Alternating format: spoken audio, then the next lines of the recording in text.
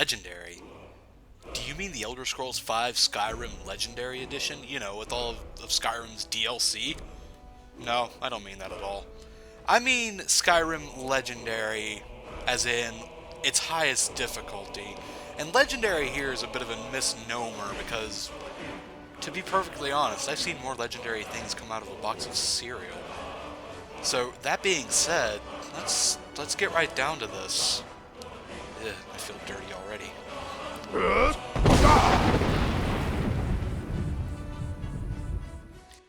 So, if you're a gaming masochist like myself, then you're always looking forward to that next big challenge, right? You crazy junkie, you. And you think, what could be a better challenge than one of the most highly acclaimed games of 2011 cranked up to its highest difficulty? Well, a lot of things. I'm sorry to tell you this, but Skyrim may be a pretty amazing game on its own, but its difficulty, it just leaves something to be desired. Now, my biggest issue with this difficulty setting is that whatever end of the spectrum you're on, say melee or magic, you're going to have to put up with a lot of getting one or two shotted by most of the enemies you encounter. Say if you're a melee character and you encounter a magic wielding enemy, then they're going to destroy you, and vice versa. So, when you crank a difficulty up to its highest degree, sure, you expect to lose health pretty quickly, but when you lose it so quickly you have no reaction time to heal yourself or try to run away, that's pretty cheap. It feels like you're being violated. Not gonna lie. I played around on two different characters to test out this difficulty. One of them I made specifically for playing on Legendary, and that'll be the character you're seeing now. So, this character would constantly be destroyed by enemies using two-handed weapons. It really didn't matter what I did. If I so much as got a little bit too close, it wouldn't take long at all to die.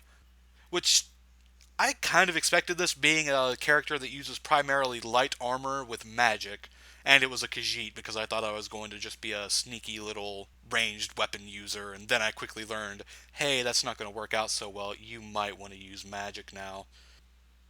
But anyway, I expected to take a lot of damage from enemies using two-handed weapons like this, but, a lot of what you're seeing right now is within the first hour of the game. Getting beaten that quickly, there's just something wrong with that. It leaves a bad taste in my mouth. When we jump over to my main character that I use to test most of this difficulty, a lot of the same would happen. Now, this character is equipped with full dragon-plated armor. You're seeing that now. All of it's upgraded to legendary. Haha, get it. And legendary is all over the place in this game, by the way. And for some reason, they decided it should also be the name of the all-encompassing DLC. Reasons, Bethesda. Trademark.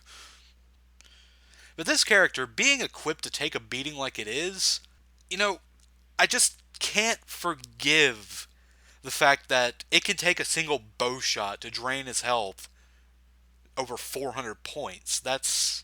There's some kind of balancing issue in that. And getting attacked by any form of magic would have the same effect. Now, this character would drop dead in 2 to 3 hits, sometimes 1 if it was a pretty bad spell. You would think that if enemies could take you down that quickly, then maybe you'd be able to deal some decent damage in return. Maybe not enough to two-shot them, but, hit them 10 times and they're down to half their health. It's not asking a lot, I'm just asking that you don't ream me that bad. But if you were expecting this, you're wrong. You're very wrong. I was wrong, now you're wrong. That's how it goes. That's life. Deal with it. The weaker and more generic enemies, say bandits and draugrs and forsworns. Is draugr how you even pronounce it? Probably. They're not that bad, but when you get up to the beefier versions of those enemies, like the chiefs and the Briarhearts and the Death Lords, the fucking Death Lords, you could spend minutes, literally minutes. I am not exaggerating here. Literally minutes, minutes, minutes. Sorry, I lost myself a little bit there. I apologize. But you could spend a while swinging away at them, and you wouldn't have much to show for it. And that leads to one of the most crippling issues when it comes to this difficulty, and that's boredom. So when you can constantly hit an enemy without them hitting you, and you just see their life bar draining away at a pixel per second, you're gonna get bored. And when you get bored, what do? You play around and you make a few mistakes, which can cost you to die. And when you die, you reload your previous save. And when you reload your previous save, you can get bored again because, you're having to repeat the same actions over and over, which causes you to play around again. You get where I'm going with this? It's just some vicious bullshit cycle. Oh, and let's talk about dying for a second. It's inconsequential at best in Skyrim, unless you don't save very often, which, when you start playing on this difficulty, you learn that you need to save every few steps you take. You can die at any moment. It's just a given. You're gonna die. Hashtag deal with it. So when you get used to all this dying, you start saving pretty frequently. And don't tell me you can just not save. It's there. I can abuse it. And if I don't abuse it, I'm going to get stressed. And it's going to be a tedious and boring process to have to repeat fights. So I'm going to use it. Shut up. And keep in mind, this is all solo. So when you finally pick up a follower, let's say Lydia, because she never dies, ever, it gets worse. A lot worse. But again, I'm going to take this follower. You know why? Somehow, the followers have just as much health as the enemies, but they deal about as much damage as you do. Makes sense. The only difference here is that now you can stand behind the enemies and hack away and be bored while they focus on your follower. So you would think that this insane amount of health bullshit would stop with hostile enemies, right? I mean, there's no real reason for, say, a fox and an elk to have an extreme amount of health and just take about a minute to kill, right? I mean, that's not asking too much, is it? Apparently it is. Tell me, why is it necessary for a fox and an elk to take this much abuse before they finally kill over? It just makes hunting for hides in the early game so much more tedious. It has no effect on the actual difficulty, and overall, it's just kind of annoying. Now, speaking of the fox, notice how its AI seemed to be a little non-existent. It tended to ride the short bus, if you get what I mean. That's another issue that seems to arise with the legendary difficulty setting. Now, I don't know if the AI deliberately starts to decline just to help cushion the difficulty a bit, or if it's always been that way and now that they survive longer, they just portray it a little better. But either way, it did seem to help when it came to more difficult encounters. So, Saturn! The legendary does come with as many flaws in that its AI seemed to be dropped on its head as a child, and it's tedious as all hell. It brings with it a lot of changes as to how you might play the game. Namely, strategic changes. Strategic. That's a hard word to say. While playing on the default difficulty, it never really would have crossed my mind to use the various traps that are scattered around dungeons. The traps deal a fairly large amount of damage, and it makes them a double-edged sword of sorts. While it's possible to take out larger groups of enemies using the traps, they're also actually lethal to you now. Who would have guessed? So you begin making mental notes of where all the traps are scattered about in dungeons, just in case you had to make a quick run back to them if things get a little heated. Another strategic aspect that I never really gave any thought until I played on Legendary difficulty is that you can use various spells and potions, or poisons rather, to drain your enemy's stamina and mana, and this is going to be critical if you intend to survive. Preventing power attacks and spells is crucial when it comes to surviving encounters. So, Saturn! Okay, this section has been bothering me ever since I first recorded the audio for this a few weeks back. And so what I did, I sucked it up, I sat down for a little while and played through the same dungeon twice. Once I played it through on Legendary, and the other time I played it on Adept. And what I ended up doing was writing down every item that I got that was at least of some value onto a sheet of paper, both for Legendary and for Adept. Then I went back, I calculated the totals of the values stated on the items themselves, and what I can say definitively is that yes, Legendary does give you more loot for actually completing a dungeon on Legendary, at least with the chests. I cannot say this for the enemies. The enemies do not seem to have any improved loot whatsoever. The chests, however, definitely do. So what you're seeing right now is a chart of basically the items I got, their value totals, and basically the total gold you could get for those items. So, yeah, hooray. So, yeah, back to the actual review now that isn't completely ad libbed. What I can say definitively, though, is that side questing is absolutely worthless. There is no motivation to go out and do side quests unless you want to maybe level up, but even then, it's pretty poor. According to the Elder Scrolls Wiki, Skyrim's side quest rewards cap out at level 20 and some cap out at level 30, which usually means when you complete a side quest, you'll receive about 300 gold if you're at that cap. And on the default difficulty, this is true. I would consistently receive about 300 gold for completing side quests, and, that's pathetic, but at least I got something for it. That being said, crank it up to legendary difficulty, where you have to spend longer fighting the same amount of enemies, and you still receive that 300 gold, which makes me wonder why even bother. There's no reason for me to do side quests. They're more stress than they're worth. However, there is one small positive, one little gem in this shitstorm. The longer fights do seem to yield a positive result. And I say seem to because I'm just going to come out and say this. It's probably a complete accident how they did it. Since you spend longer fighting enemies, you have to use more attacks, use more spells, and take more damage, which in turn will seemingly level you up faster. And I say seemingly because it's just from the longer encounters, not from actually adequately rewarding you for your time spent. So, you know, I'm tempted to give the opinion here, but we have like a whole section to go, so I'll wait. I'll wait. I'll let you sit there and hope. Now, this is in no way a reflection on Skyrim itself. I still love the game. I've logged over 100 hours in it on Steam and probably 20 or so on the 360 version. This is just a comment on the highest difficulty of Skyrim, and that's what these types of reviews are all about. So please bear that in mind when I say what I'm about to say. Please don't hit me. I'm run. I'd have to say a solid no on this one.